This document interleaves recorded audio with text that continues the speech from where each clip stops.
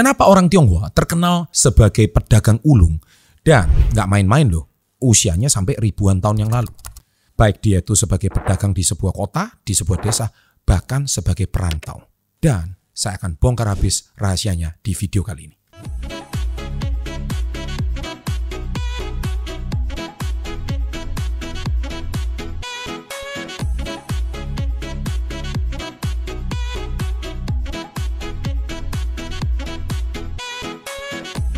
Welcome to Success Before 30 Business and Financial Mentoring.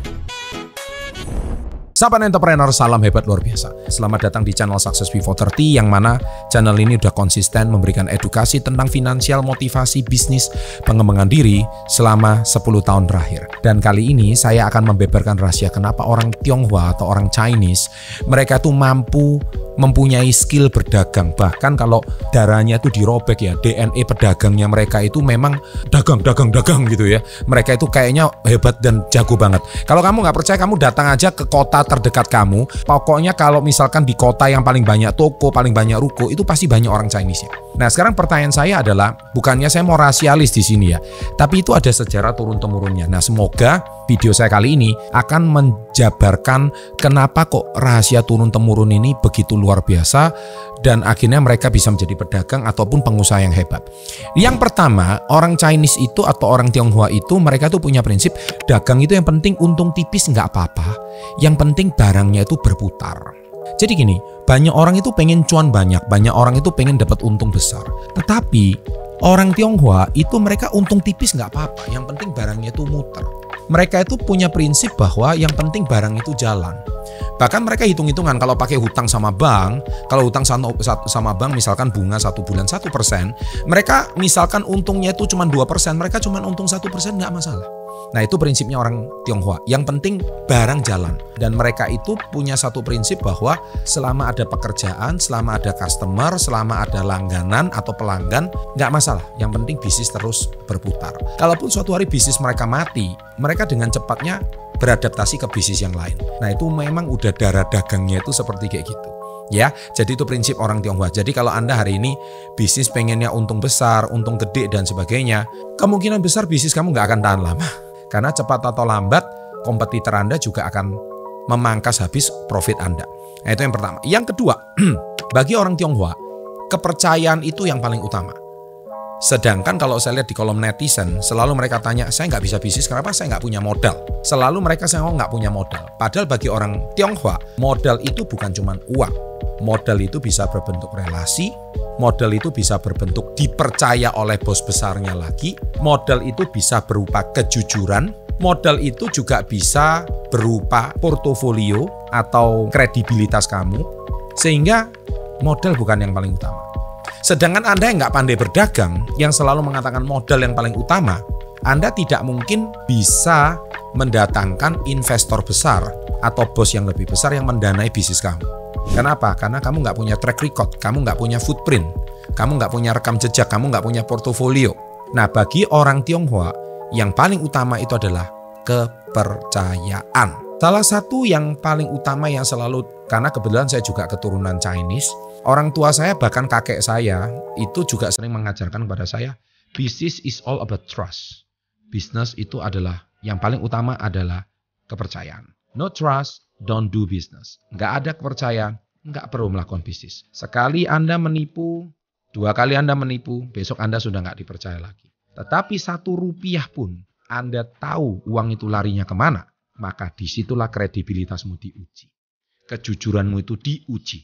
Itulah salah satu rahasia kenapa orang Tionghoa sukses berdagang. Karena bayangkan zaman dahulu ya, zaman mungkin dulu nggak ada perbankan. Orang Tionghoa itu kalau cara dagangnya itu cuma masalah kepercayaan. Saya titip barang sekian, senilai sekian. Saya percayakan sama kamu. Dan itu semua mungkin hitungannya mungkin nggak ada di atas kertas zaman dahulu. Tapi bisnis yang bagus itu bisa menandakan kepercayaan. Dan dia akan pegang terus kepercayaan itu sampai kapanpun. Nah yang ketiga, sangat mementingkan yang namanya kuansi. Ya ini di sini saya tulis tulisannya. Kuansi. Kuansi itu artinya apa? Relasi. Nah, relasi itu paling utama. Karena dari relasi Anda bisa dapat customer baru. Misalkan servis Anda memuaskan. servis Anda bagus, dia akan menyampaikan pada teman-temannya secara otomatis. Kamu makan aja di resto itu, enak banget masakannya. Penjualnya engkaunya ramah, yang melayani juga bagus, semuanya tersenyum. Baik sekali. Makan di situ tuh serasa kita makan di rumah. Nah, itu mulut ke mulut. Akhirnya besok bawa tamu ke situ lagi. Mari, selamat datang. Dan tipikal orang Chinese atau orang Tionghoa adalah lama kalau nggak berjumpa, nomor satu yang ditanyakan, sudah makan belum? Itu sudah pasti orang Tionghoa. Sudah makan atau belum? Kalau makan, ayo mari kita. Kenapa? Kuansi itu atau mementingkan relasi itu yang paling utama. Jadi hubungan persahabatan itu yang paling utama. Nah, dari sini akhirnya Anda bisa tercipta yang namanya hubungan jangka panjang. Dan Anda kalau misalkan terjadi sebuah relasi yang sangat baik, maka customer itu akan setia sama Anda. Ya udah, saya datang ke tokonya engkau ini aja atau enci ini aja karena servisnya bagus. Karena apa? Mementingkan namanya kuansi atau relasi. Dan itulah yang akan menjadi dasar ketika seseorang berdagang. Ketika perdagangan itu terjadi, kuansi baik, relasi baik, hubungan bisa jangka panjang. Yang nggak kenal pun bisa jadi saudara.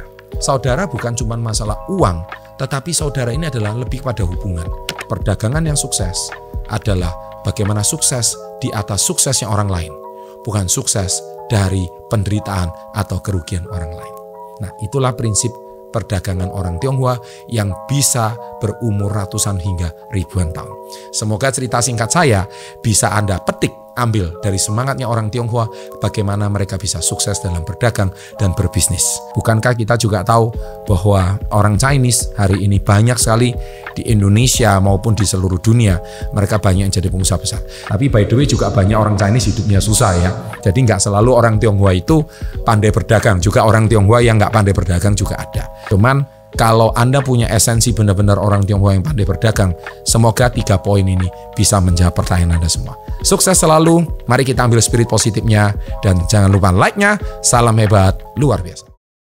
Dan Anda kalau misalkan terjadi sebuah relasi yang sangat baik, maka customer itu akan setia sama Anda.